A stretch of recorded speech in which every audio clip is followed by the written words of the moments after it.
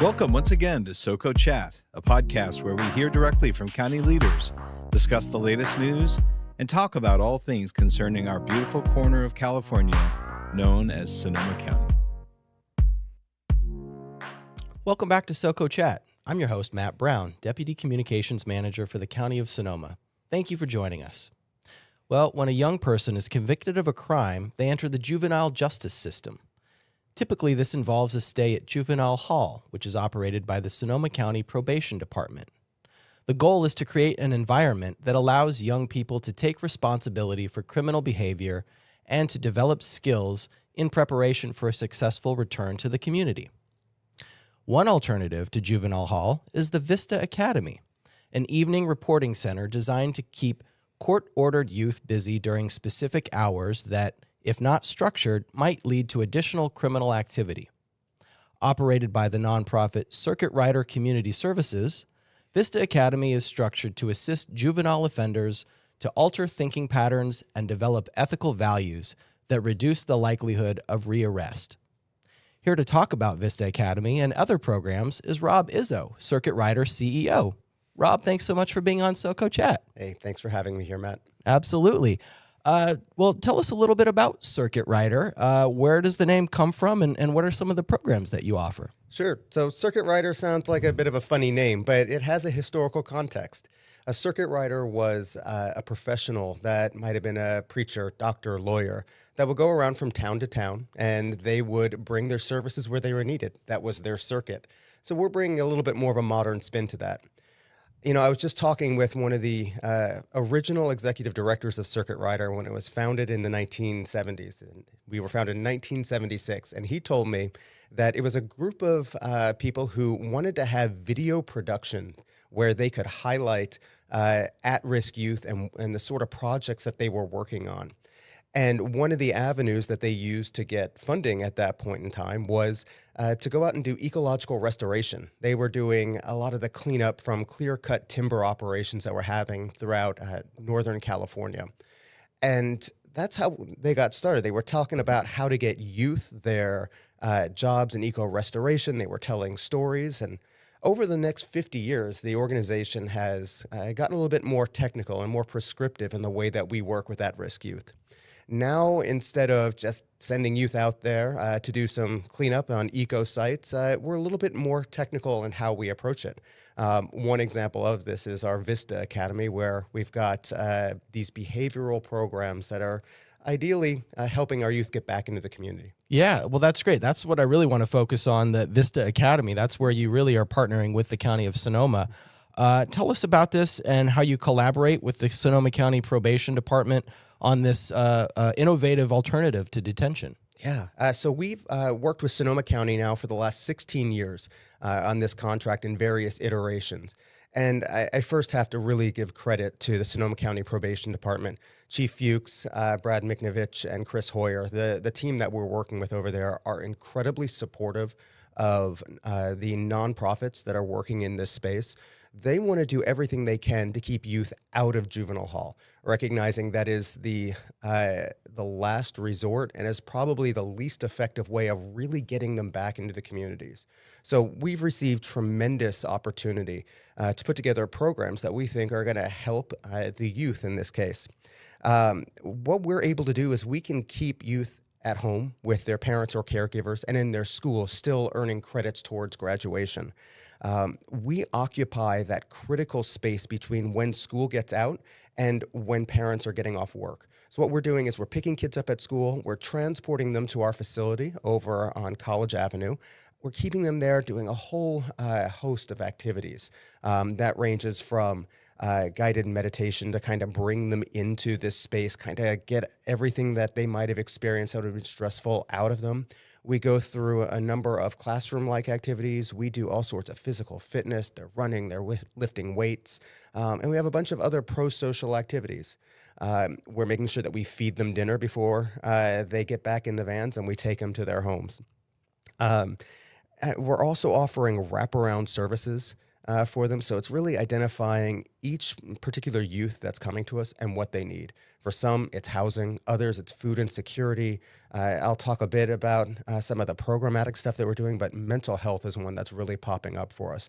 And being able to identify what a youth needs in that moment is really important, and that we're able to use this time to give it to them. What a vital service, keeping kids out of trouble and giving them something to do and a purpose and to do it. That's great. Well, talk a little bit about that upstream preventative role that the Vista Academy and other programs you offer can play, in the role in combating gang violence and ensuring youth safety as well. Yeah.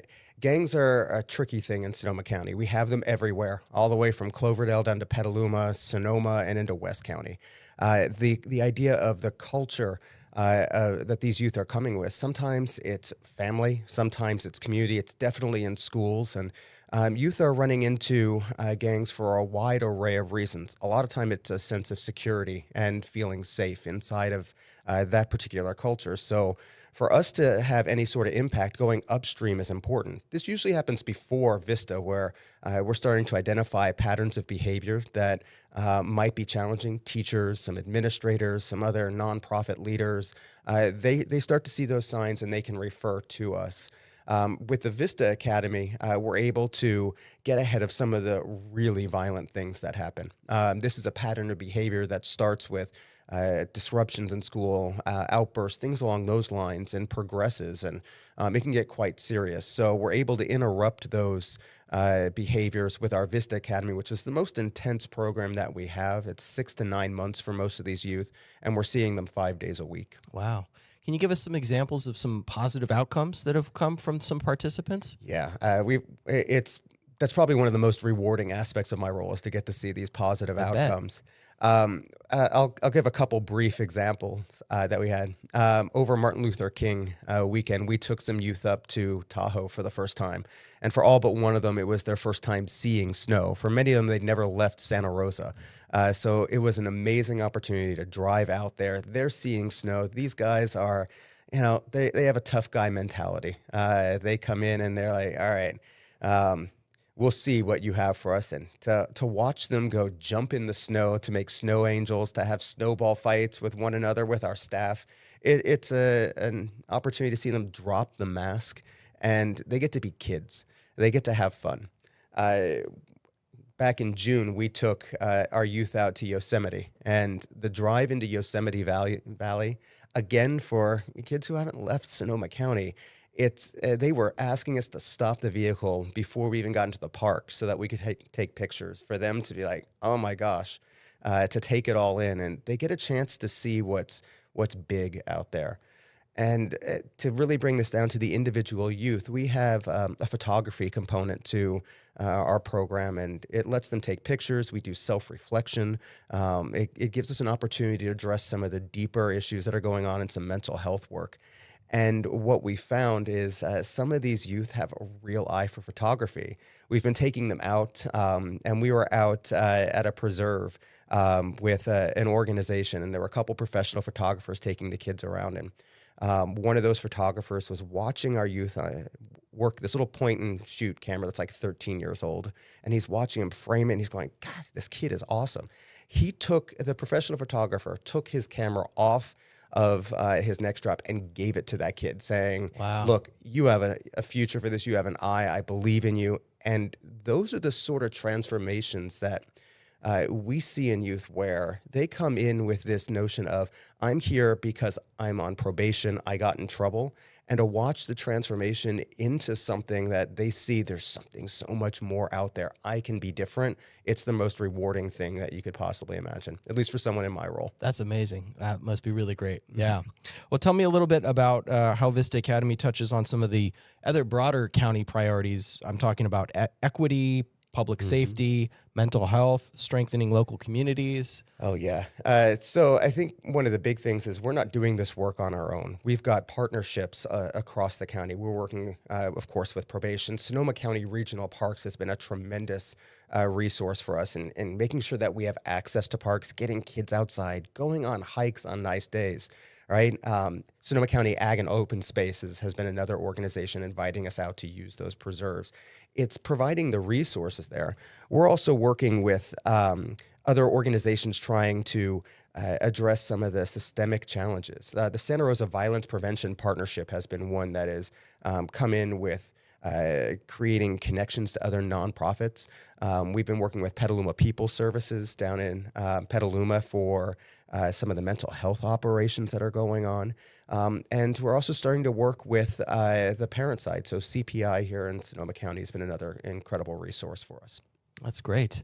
Well, tell me a little bit about some of your other programs or other things Circuit Rider does. I understand there's something called aggression replacement training. Yeah, so aggression replacement training is a 10-week program that we do. Typically, it's court-ordered, so they're coming to us on probation. In some instances, we get it pre-court ordered, and it's a diversion program. It's 10 weeks. It helps to adjust the way that a youth is thinking about their program or their challenges they come in when they're in the program, and they're able to pivot to start de-escalating, and they're starting to think a little bit more about moral reasoning, a little bit more about the ethics side of things. That's great. Yeah. Well, tell me about the Upstream Academy. That's your enrichment and college readiness program for youth and young adults from historically underserved communities? Yeah, so we've got two upstream components. The one that you just mentioned is this really cool partnership between the sheriff's, DA's, probation offices and the Santa Rosa Police Department. What we're doing is getting one-on-one wraparound support. We're saying, all right, what do you need and what do we have to do to help get you there? There's mentorship going on. We're doing workforce readiness training, and we're also starting to identify what do we need to do to help youth get the credits that they need and to be set up for success all the way through school. So that's going pre-justice involvement. So ideally middle school age range. Another one that we have that is upstream is our Raíces al Cumbre, Roots to Summit.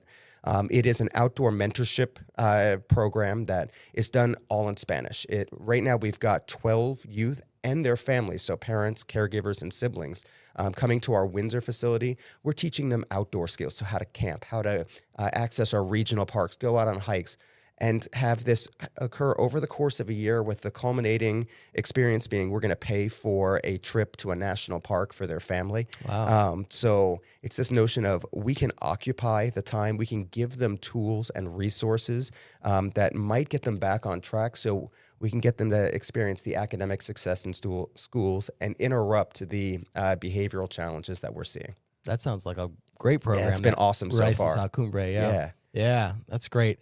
Well, tell me, how can listeners connect with Circuit Rider and find out more about your programs, volunteer opportunities, donations? Sure. How can people connect to you? Oh, so our website is circuitridercs.org. We have the same Instagram handle. Those are two great ways to get in touch with us. You can come by our offices at 401 College Avenue and talk with us at that point too. We've got volunteer opportunities that you can work with our youth in some of these upstream programs. We have days where we're going out and doing restoration activities with youth. We're starting workforce education programs. So if people have skills that they think might be beneficial there, we'd love to have them out. Or if you're just curious and you want to see what we're doing, come on by. I'll give you a tour. That sounds great. Is there anything else you'd like to add? Yeah, we've got events coming up. So Earth Day on September 19th, we'll be at our Windsor property at 9619 Old Redwood Highway. We're going to be showcasing what we do on our ecological restoration side, and we'll also be showing how our youth get involved in those programs, both for workforce readiness and job skills and opportunities. Well, that sounds great, Rob. I really appreciate you coming by and talking to us here on SoCo Chat, and really appreciate all the work you're doing out in the community. It's really a great service. Yeah, thank you for the opportunity, and thanks for all the support you have for Sonoma County. Absolutely. Well, and as a thank you for being our guest here, we'd like to present you with our SoCo Chat coffee mug here. Awesome. Thank you. And yeah, of course. And to our listeners, if you have any comments about this episode or have a suggestion for a future SoCo Chat discussion, please email us at publicaffairs@sonomacounty.gov. Thank you all, and we hope you continue to follow SoCo Chat on Spotify, Apple Music, Amazon, and of course, YouTube. See you next time. Thanks again, Rob. Thank you.